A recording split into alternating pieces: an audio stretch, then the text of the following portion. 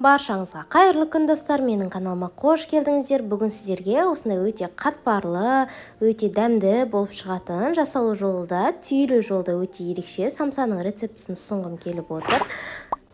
Видеоны міндетті түрде асықпай соңына дейін қарап, менің арнама тіркелмеген болсаңыз тіркеліп, жанында қоңырауша батырмасын басып қойды ұмытпаңыздар.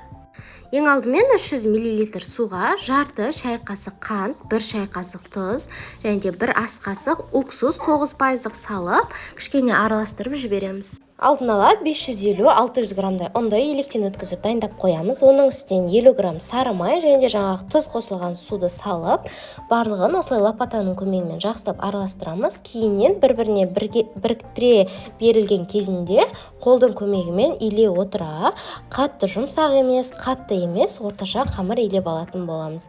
Оның барлығын 600 грамның барлығын бірден салмасаңыздар болады. 550 грамын салып, 50 грамын алып қойып, осылай илеп жатырған кезінде ақырындап сеуіп отырып илесеңіздер болады. Және қамырымызды салафанға салып 15-20 минутқа тындырып қоямыз. Тынған қамырымызды алып, екіге бөліп аламыз. Бір зуаласын илеп, қайтадан салафанға салып қоямыз. Екінші зуаласын жая бастаймыз.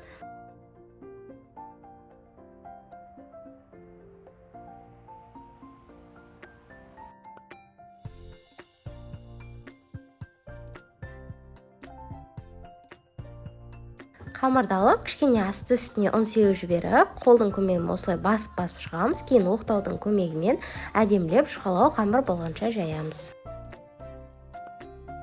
Алдын ала сары майды ерітіп, қамырдың ортасына осылай жағып шығамыз. Өздеріңізге ыңғайлы болса, қолмен жағып шықсаңыздар да болады. Оның үстінен екінші қамырымызды да жайып, дәл осының үстінен ақырындап қойып шығамыз. Және де оның үстінен де сары май жағып, екеуін қысып орайтын боламыз.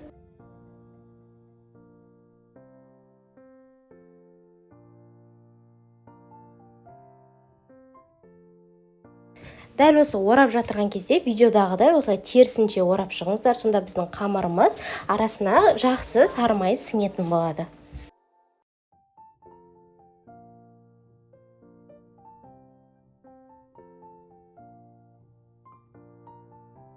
Салафанға салып, морозильникке жарты сағатқа салып қоямыз.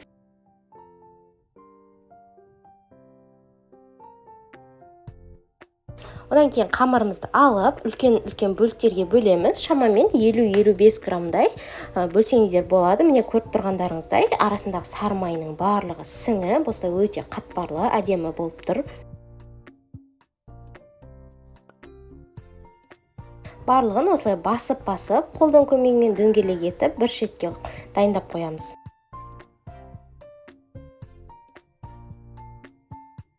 Салмасын дайындап алатын боламыз. Ол үшін тартылған етке пияз турап салып, және де картошканы осылай үккіштен ұзын-ұзын етіп өткізіп саламыз. Егер картошка ұнатпасаңыздар, қоспасаңыздар да болады.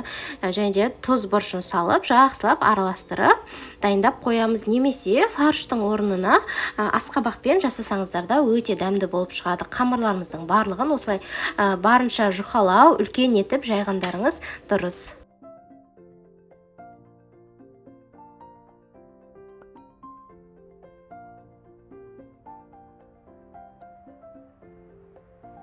Барлығының арасына салмасын салып шығамызда, дәл видеодағыдай орайтын боламыз. Екі шетін бір-біріне бірінші орап, кішкене жабыстырып жібереміз де, одан кейін қалған астыңғы бөлігін және де үстіңгі бөлігін ақырындап жауып қоямыз. Достар, менің каналымның дамуына өз үлестеріңізді қосып, дәл осы видеома лайк басып, астына өздеріңіздің пікірлеріңізді жаза кетіңіздер. Және де WhatsApp желісінде өздеріңіздің достарыңызбен, әртүрлі группаларымен бөлісіп кетулеріңізді сұраймын.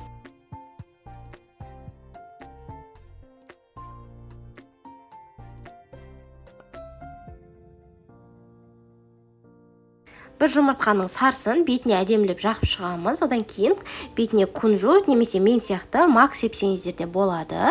Духовканы алдын ала қыздырып қоямыз. 200-220 градуста 30-35 минут шамасында пісіріп аламыз.